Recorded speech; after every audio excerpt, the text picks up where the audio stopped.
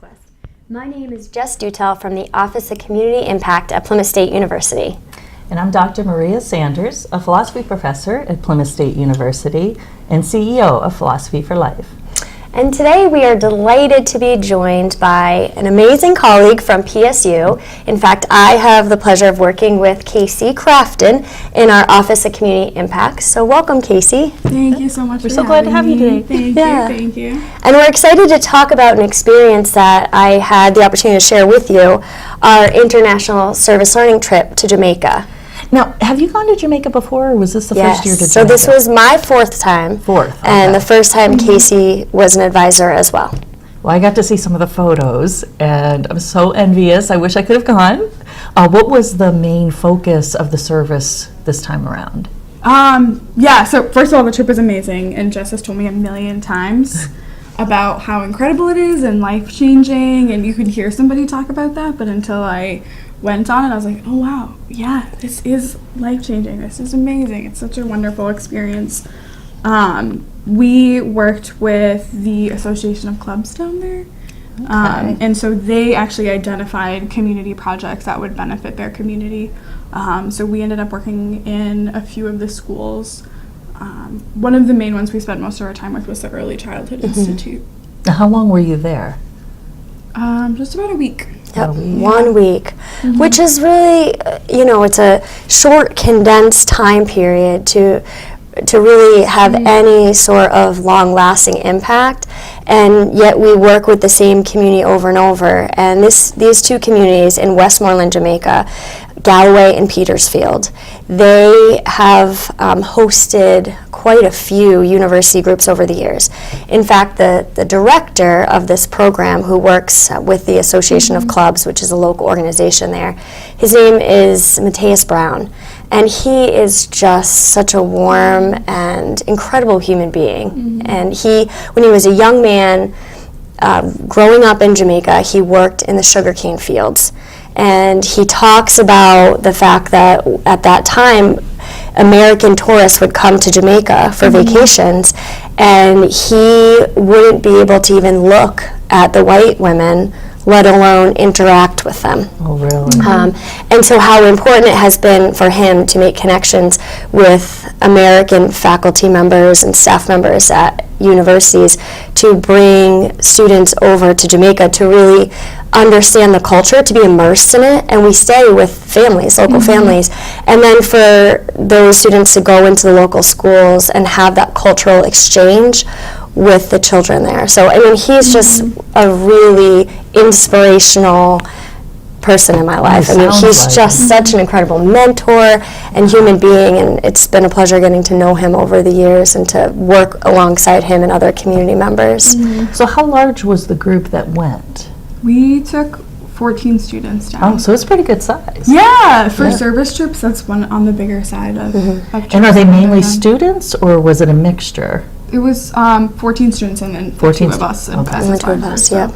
16 people in total.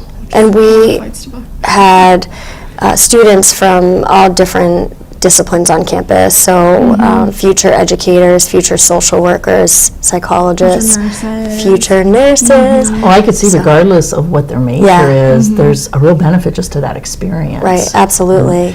So walk me through what the experience was like. So you get on the plane, you're leaving the United States. It was quite chilly. We were leaving, I think, right after a little snow.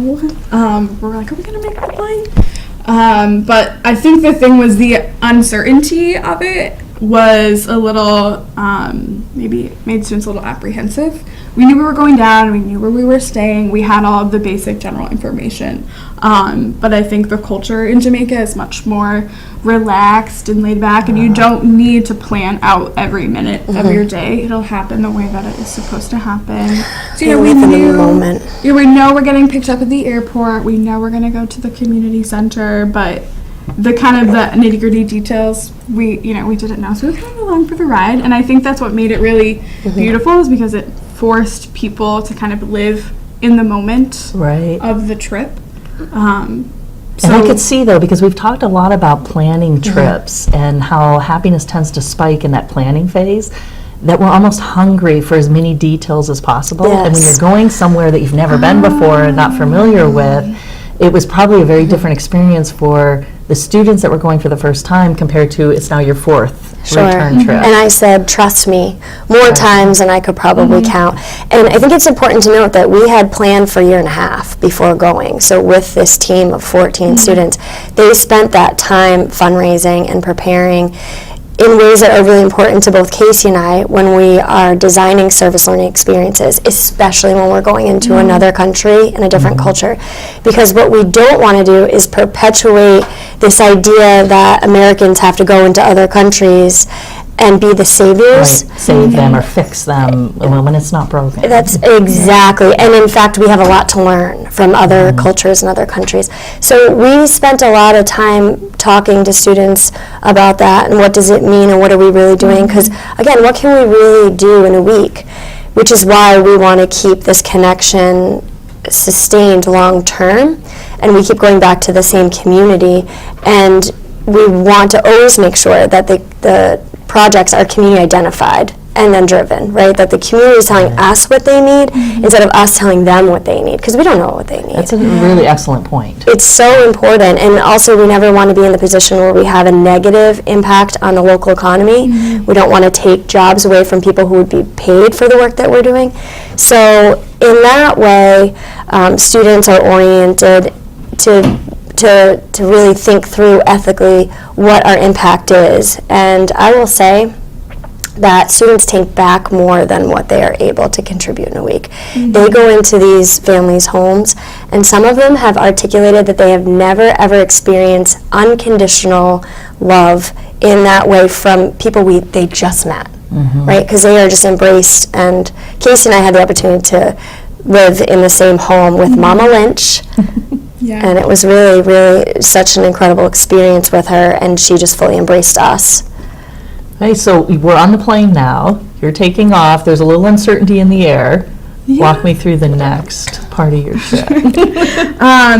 So we land and everyone's really excited and we're doing all the logistical things, like exchanging money, making phone calls, letting everybody know we've landed safely, chatting with parents, things like that. And then we show up, after traveling in a van for about an hour and a half, kind of seeing the countryside and things like that. We show up at the community center at the AOC. And it's kind of just this immediate, like you said, unconditional love from strangers. Well, I mean, not to you, but to, I think, pretty much everybody else. It was interesting, right, to just be openly received with hugs and excitement. And that's not something I think that is maybe typical in our culture here in the United States. So having that just initial, welcome, the hug, thank you so much for being here, I think really set the tone for how the week was going to go, and kind of had the students realize, okay, we're in a special experience with people who really care about us, and it allowed them to kind of take that leap of being willing to open up to somebody and be vulnerable and share about the cultural connection. Now, when you first arrived at the community center, had they already met their host families? And so that was coming later. And what did that look like for the students? So it was this, big room, big community center. There was food, dinner waiting for us when we got there. Everybody was there, our host mothers, host families, community members. And another university who was finishing up the second half of their week. Slippery Rock. Oh, okay. So students had an opportunity to meet other students from the United States. Yeah. That's kind of neat at the tail end of their experience, just as they're embarking from So they were able to kind of ease our students into the trip because they had been there. They were very comfortable helping everybody find where's the trash, here's the drinks, things like that. Yeah, the things you don't where's think the about. bathroom? Correct, So they were able to really, I think, ease our students, right? Because we just roll in with our luggage and what's The wide-eyed look. we're sweating. It's a lot. Well, right, because we went from 10 degrees to 85 degrees. So Slippery Rock welcomed us, and then at the tail end of our trip, we were able to then welcome our friends from Roger Williams. So it's kind of nice, that rolling. Well, it sounds like there's layers of community happening because you're actually going into a community but the group you're traveling with forms its own identity and community, and yet you have the Slippery Rock community, and it's interacting, so you get a little bit of a community sense in all these different layers. So that's really a neat connection. Yes. And for our students, they had chosen at least one other peer, one of the other students to live with, but that's all they knew. They knew that they would know one person. And then right after dinner, that's when we met our host moms, and then they dispersed back to those houses. And so for some of them, they were really worried about that. They had never gone to live with somebody that they hadn't known before. And for some people, it was their first time out of the country. So that on top of, kind of being put into a house with a stranger, made people really way out of their comfort zone. Way out. Right from the beginning. But I mean, everybody did great, and the host mothers were amazing. I mean, going above and beyond to make everybody feel comfortable and welcome and safe and happy, and people would just kind of like grab their bags and headed on home, and we just kind of said bye and we'll see you in the morning, and it was, and everybody went home, and it was really nice. And then were they close enough where they could walk back, or were the host families bringing them back? How did transportation work? Some families had individual cars that they drove back in that night, but generally we all used a bus, like one big bus. This was kind of like being back in school. We all got picked up in the morning and dropped off in the afternoon. Okay. And so the next morning arrives, and what is your initial task for the day? Well, we had the biggest breakfast ever. There's a lot of food involved. Food is so a good trip anytime. Yes. It was really Every good. meal. It was really good. It was just like the biggest spread, which I think typically, like, I'm used to having, like, coffee and something small for breakfast. Right. I eat oatmeal and some coffee. Now, was the food what we would typically expect for breakfast, or were there more local cuisines that you were partaking in? A little bit of both. I think the host mothers were trying to be very accommodating to potential, like, picky eaters. Because remember, they have hosted so many students over the years. It sounds like they have they have it down. Routine. So I think they slowly introduced, like, new cuisines, but then keep some staples. So what was your favorite item while you were there? Favorite item was ackee, which is a fruit that they kind of turn into a savory dish. I'm not familiar with that. Is it similar to anything that we have? It looks like eggs, but it's like it's these little fruits, almost like, I can't think of the size of them, like maybe a date, like kind of small. Okay. and they fry it up And it's like with yellow onion color. and typically swordfish, which is ackee and swordfish is their national dish. I make fish sauce. So is ackee sweet? Not in this dish. It's more savory. It almost reminded us of like an eggs or a tofu, like kind of like That on the texture, flavor, yeah. very soft. But we had a really amazing cook for it. She was so good. Yeah. So I think that was my favorite, and actually our host mother took the time to show us how to cook it, and we got a recipe, and she made sure we had all the spices that we needed from Jamaica that we probably couldn't get back here. Yeah. We even went to the grocery store to find cans of ackee because you can't really buy it here. So I haven't tried cooking it yet, but I'm hoping it turns out. And I can't wait to taste it, Casey, when you... Whenever you I'm going to tell you if it's better than Mama Lynch's. I can tell you it will not be. Okay, so we finish our savory breakfast. And what's next on the agenda? So I think for the next 3 days we would spend the morning and early afternoon in the classrooms, and then the kind of late afternoon painting the outside of the buildings. So students were placed in individual classrooms and paired up with teachers to support them with different projects. A lot of singing took place. So they were actually like teacher aides. Yes, and teaching those young students about our experiences and sharing some of our songs that we had grown up with, and then of course they taught us some songs. And I have a few pictures here. So here's one of our students teaching in the classroom, and the students were so excited, and the teachers were so trusting of us and letting our future educators test drive the classroom. And And then, of course, every day around lunchtime, while we were transitioning between helping in the classrooms and then painting the school, we would do our own reflection, because that's where the learning happens. Absolutely. Right? So we would circle up and we would reflect as a group, and that was really meaningful. And then in the afternoons, we would get to painting the school. So, and again, this project would not have happened if university students weren't engaged in it. The government had wanted all of the schools to be painted blue and yellow, and yet there wasn't funding to support those projects. So this community engage our students and other university students in doing that to make sure that they were able to get the project done. One painter was paid to work with us, a professional painter, and he was wonderful. So we were working alongside community volunteers and someone who, again, was getting paid for the experience. But our students just, I'm so proud of them. They did a really great job. We had a couple artists, more professional painters. Good job with as a painter over the summer, so we were like, "Molly, take the lead on this." Checking. So we leaned on them. The bigger ticket items, we asked for some assistance from our professionals. And there's a picture of us with Mr. Brown. So yeah. So did you notice more similarities as you think about our education system and their education system? Were there more similarities, or were there some glaring differences?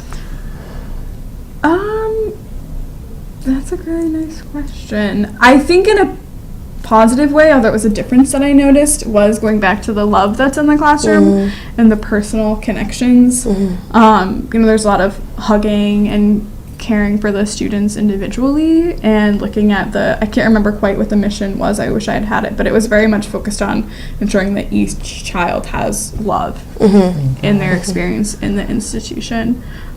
So that, I think, really stood out to me and a lot of the other students, just the dedication and care and personal touch that a lot of the teachers put into the students. And you both know how important that is to me. And right now in my EDD work, I'm researching how love manifests in educational settings. And so part of that, and I shared with the community members, was sparked by my experiences in Jamaica, knowing that this is really important. We need to see each other and care for our children and build them up and teach them how to love themselves and connect with each other.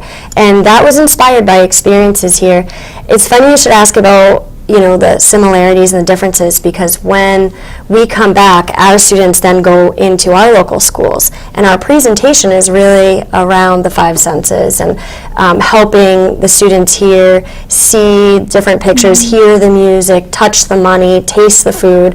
I mean, the rice and peas I make isn't necessarily as good as the rice and peas we eat there, but we want to bring our experience full circle in that reflection component, and so we do that by sharing our experience with the students in our local Plymouth Elementary School. And so one thing we ask them is, what do you see? We show them a picture of the school and the classrooms, and here we are with all the students, and we say, what do you see that's the same, and what do you see that's different? And I think for those students and for our students too, it's easy to see the differences, right? I mean, for our students, we left in 10 degrees. We got there, it was 85 degrees. So initially we felt the difference. And then we're driving through the sights and sounds, and the first thing students remark on typically every single trip is they see a KFC. And they say, KFC! I know that! Something familiar, something from home. And yet, as the week goes on, we're in the schools every day, we are in the homes, we are going at night, in the evening, back to the community center to do some kind of cultural event, whether it's cooking or learning more about the history of Jamaica. So as the week goes on, students then say, you know what, it felt really different at first, but there's so much the same. And the students at Plymouth Elementary School can pick out what's the same as well.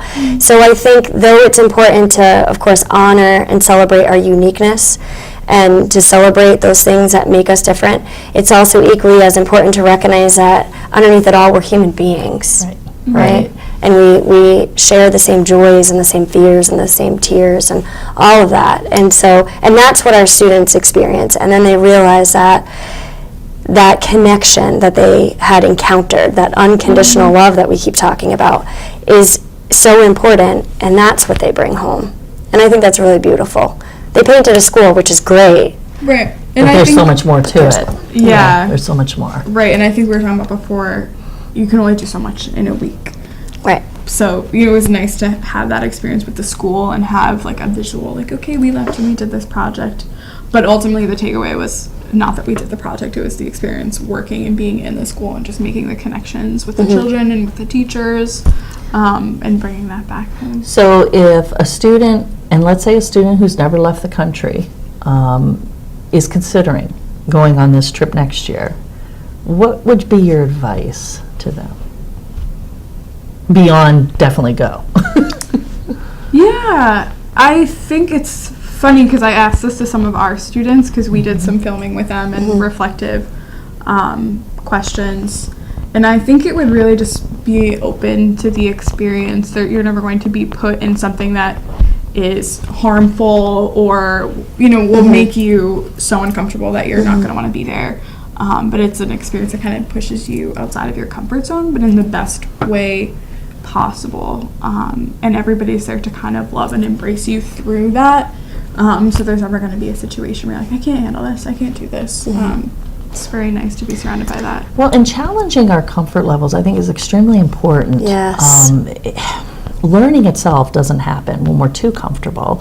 But even when we talk about experiences, when you think through your life, the experiences that really resonate years and years later, and the ones that we pass on to our children and grandchildren, we were pushed out of our comfort zone during those Absolutely. experiences. And so that is something that I guess is a lesson, especially in the United States, we can take. We spend so much time working towards creating comfort that at times we may actually be doing ourselves a disjustice there, or Right. an injustice, you know, to step away from that a little bit and just allow the experience to happen. Yes. And we can experience things that are far beyond anything we can imagine. I think too it's important to get real with students and be honest that service feels good, right? When you reach out and you do something that benefits someone else in your community or another community, that feels good.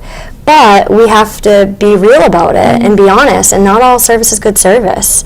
True. And so I think there's that element that I would tell students thinking about it, that we're going to not only get you out of your comfort zone, but we're going to challenge maybe some of your biases and the way that you have thought about volunteerism, because this is very much a cultural exchange and immersion, which is I think where the heart and soul is, because if you think about it, we have needs right in our own community. We don't have to travel to another country to find, a worthy volunteer project to invest our time and energy and hearts into.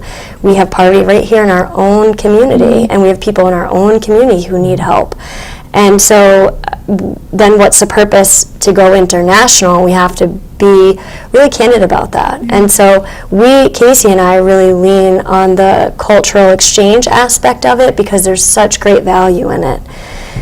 And, sometimes that's hard for students to hear that, you're not necessarily, you aren't going to be the difference for this community in Jamaica. You're going to learn a lot. And I think the benefit, as Mr. Brown talks about, is to have university students come, experience, and then go back and make decisions based on what they now know, knowing and having that more global perspective that the decisions I make here in my own community impact not only my community, but the region, the country, and the globe, really. And that's what it means to have that kind of global consciousness and that leadership style. So, yeah. When we think about really understanding each other in different cultures, and whether it's in our backyard, because again, you make an excellent point, you don't have to travel around the world for this. Right. Whether it's in our backyard or whether it is around the world, there is a difference between tolerating other customs, other beliefs, other cultures, and respecting Yes. them. And to truly respect them, you have to gain an understanding that in part only comes from experience, getting to know other individuals and other cultures. And I think that is what makes the difference for a service learning trip versus just a regular vacation, is you could travel somewhere and never truly experience the culture of wherever you're going, right? You could stay in the resort, you could spend a whole week there having fun, but you don't really get outside and experience the people and the community and you know what moves them and how they function. So I think that is the main difference for a service learning trip like this, is that you are fully immersed in the culture, in the community. And I know sometimes there's a lot of fear that comes with traveling to new places, that kind of keeps you in that comfort zone, right? Like, I'm just going to stay at the hotel, I'm going to stay where I feel like I am safe and where I can, what's familiar to me. So the beauty of this is that you can actually get outside of that. And still be and safe. truly Yes. experience it and take away a new perspective, where I think you could go visit a million different places but never truly see them. Right.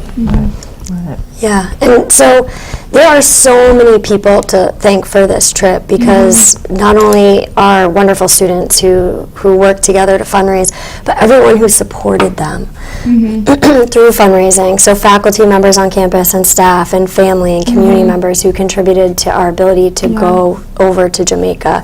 And of course, Amazaji, who is the global service learning organization we partnered with, who helps identify these projects that are meaningful for local communities. And Mr. Brown at the Association of Clubs, all the members there, the house mothers, the families, the teachers, the students. There are so many people involved. And then not to mention our own families and support systems.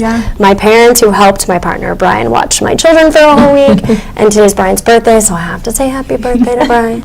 And then most importantly for me, I want to sincerely thank Casey, because it was such a wonderful experience to be on with her, and it really, sharing the responsibility and the burdens really helped enhance my experience, because usually I go and I feel ultimately responsible, because I am, for ensuring the safety and the well-being of our students, and to have a partner in sharing that with was really meaningful. And Casey is just an extraordinary human being with a beautiful heart who shines so much light into the world.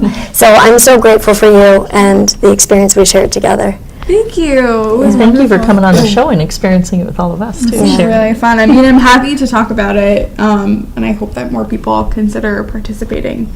And when does this trip typically occur? Is it always over spring break? It's over winter break. Winter break. And typically it's been running every other year, just because it is a bit of a financial cost, so it gives students some time to fundraise for it. Okay, so for those that may not be familiar with our winter break, what month are we looking at there? In So- January, the first few weeks of January. So first couple weeks of January. 2021. So if you are interested, come to the Hartman Union Building on campus and reach out Otherwise to known as Casey. the Hub. And reach out to either Casey or reach out to me, and we will give you information. We're looking to put our next team, our 2021 team, together in the fall. But it's not too early to start thinking about it, so we encourage students to reach out. And I do see that we're just about out of time, but we will be showing a very short video, a time-lapse video taken of our students painting the Galloway Early Childhood Institution. So we hope that you enjoy that, and thank you to Casey for joining us here Thank you for on the show. having me so much. It's been really fun. And thank all of you for tuning in. Enjoy the video.